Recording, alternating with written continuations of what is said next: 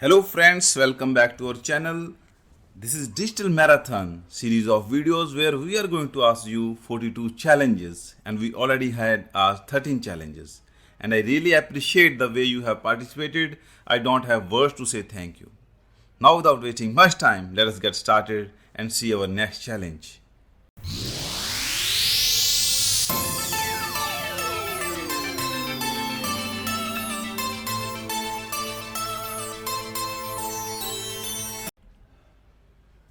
Friends, the challenge is on your screen where you have to draw a digital logic which should be able to find out maximum and second largest value from a set of 8 input signals.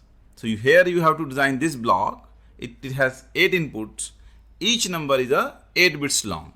But the condition here is your logic should be able to calculate the largest number and second largest number the fastest possible way.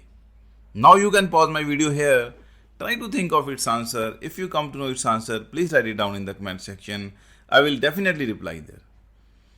If you also like this video, please press the like button and share your feedback in the comment section. And in future also we are going to create many such videos. So to be aligned with our channel, don't forget to subscribe it and press the bell icon to get the notification of all the upcoming videos. Thank you so much for watching.